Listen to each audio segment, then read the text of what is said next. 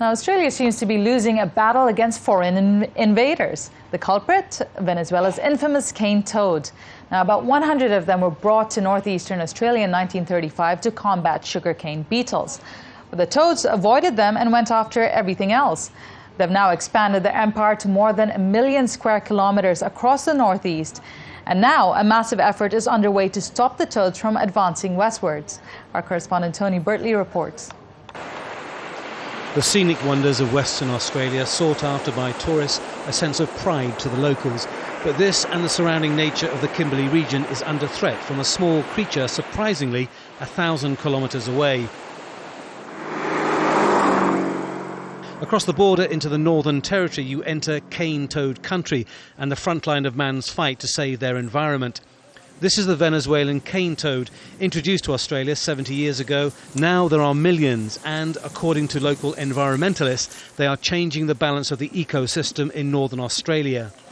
People who get out in the bush at night and see thousands of cane toads marching across the landscape, devastating habitats as they go, causing localised extinctions and impacting dramatically on ecosystems which we really require to be in good nick as well. These people have witnessed what cane toads do, and they are out to stop them. Really good news. We had quite small numbers of toads. First night was 114, last night was about 50. These are the toad busters. For the last 3 years, this hardy band of mostly volunteers come together near a small town called Timber Creek for a 4-week toad muster, just before the rainy season, when the nocturnal toads are desperate for water and the body count can be high. As night comes, they head for the battlegrounds around the drying waterholes. Armed with torches, plastic bags and a strong constitution, the volunteers are straight into action.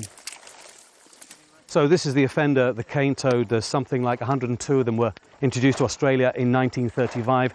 It's now estimated that there are 200 million of them in the country now. They're highly poisonous and they eat something like 2.5 times their body weight, and they're destroying the ecological system here.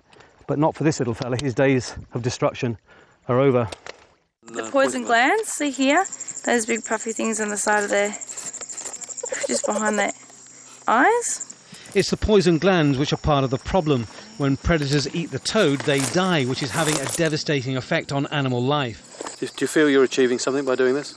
It does sometimes feel like you're not really, because the toads are going to get into Western Australia, but we definitely are slowing them down, and they're definitely not going to be there in the numbers that they would be if we hadn't done this for the last 3 years.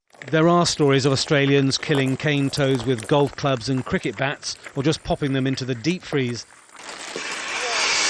The toadbusters of Timber Creek are more humane. They use gas. A selection are dissected for research, which will then be presented to the government. This country doesn't know what species it's lost. But the thing about in Western Australia is that we do know what we're going to lose if we don't do something about stemming the tide of cane toads heading our way. The toadbusters have enough money to stem that tide until early next year. If no further funds are forthcoming, the cane toads will have a clear run through the Kimberley to the west coast, and nature would be the loser.